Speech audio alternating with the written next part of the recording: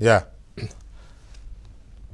Yeah రాజు గారు, మీరు ఇచ్చిన కంప్లైంట్ కానీ కంప్లైంట్ ప్రకారం ఇష్యూ అయిన ఎఫ్ఐఆర్లో కానీ కీలక నిందితులుగా పోలీసులు ఎవరిని పేర్కొంటున్నారు? పోలీసులు కీలక నిందితులు అంటే ఫిజికల్ పాత్రధారి సునీల్ కుమార్ అండ్ విజయపాల్ అండి. ఫిజికల్ పాత్రధారులు వీళ్ళిద్దరూ. ఒక రేంజ్ ఆఫ్ సూత్రధారి అతను సీతారామాంజనేయులు. అసలు ఆ మొత్తం ఇన్స్ట్రక్షన్ అంతా ఇచ్చి వేసేయండి రా అని చెప్పింది జగన్మోహన్ రెడ్డి. ఓకే, మీకు జగన్మోహన్ రెడ్డికి ఉన్న ఆ కాన్ఫ్లిక్ట్ ఏంటి? అసలు ఆయన మిమ్మల్ని ఎందుకు అవాయిడ్ చేశాడు, మిమ్మల్ని ఎందుకు పగబట్టాడు అనేది ఆ రాజకీయంగా అందరికీ తెలుసు. కానీ ఈ పర్టికులర్ ఇష్యూలో జగన్మోహన్ రెడ్డి హ్యాండ్ ఉందని మీరు ఎలా ఎస్టాబ్లిష్ చేయబోతున్నారు? మీరు కానీ మీ లాయర్స్ కానీ పోలీస్ కానీ? కాదండి, అసలు శివుడి ఆజ్ఞ లేనిదే చెవైనా కుట్టదు వెంకటకృష్ణ గారు. ఇదేమిటంటే చెప్పి ఆ రోజే తీసుకురావాలని చెప్పి అతను ఇన్స్ట్రక్షన్స్ ఇచ్చినందువల్ల నా బర్త్డే రోజు ప్రతిదీ ఆల్మోస్ట్ ఇక్కడ సక్సెస్ అయ్యారని చెప్పి ఆ కాదంబరిని కూడా అదే లెవెల్లో ఎత్తురమ్మన్నారు. ఇక్కడ జరిగింది 14 ఉదయం 9 గంటలకి అది రిపోర్ట్ వచ్చిందంట. 10 గంటలకి ఎఫ్ఐఆర్ కట్టారంట.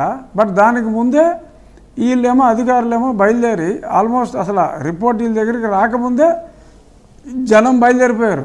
ఒక 4 వెహికల్స్లో 5 వెహికల్స్లో నన్ను ఇక్కడి నుంచి లేపుకెళ్ళటానికి.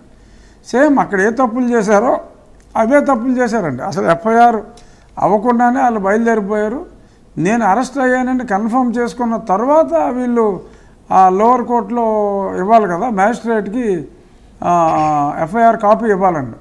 మళ్ళీ మ్యాజిస్ట్రేట్కి కాపీ ఇస్తే ఈ తతంగం బయటికి తెలుస్తుందేమో, మళ్ళీ నేనేమన్నా తప్పించుకుంటానేమో అని చెప్పి నన్ను అరెస్ట్ చేసేదాకా ఆ కోర్టుకి వెళ్ళి ఆ డాక్యుమెంట్ కూడా సబ్మిట్ చేయలే.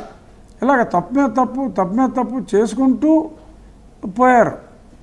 ఇదంతా కేవలం ఆ పైవాడు చెప్పిన ఆజ్ఞని శిరస వహించి డీజీపీ అయిపోదామని ఆంజనేయులు సునీల్ కుమార్ ఎవరికాళ్ళు ఈ జగన్మోహన్ రెడ్డి కోరిక తీరిస్తే ఖచ్చితంగా మనకి డీజీ ఇస్తాడని చెప్పి లెక్కలు వేసుకుని అప్పటి డీజీపీ గౌతమ్ సవాంగ్కి మాట మాత్రంగా ఆయన చెప్పకుండా అప్పటి ఇంటెలిజెన్స్ చీఫ్ రాజేంద్రనాథ్ రెడ్డికి కూడా మాట మాత్రం కూడా చెప్పకుండా ఒక సీక్రెట్ ఆపరేషన్ లాగా మధ్యలో సునీల్ నాయక్ అని ఒకడు ఉన్నాడు.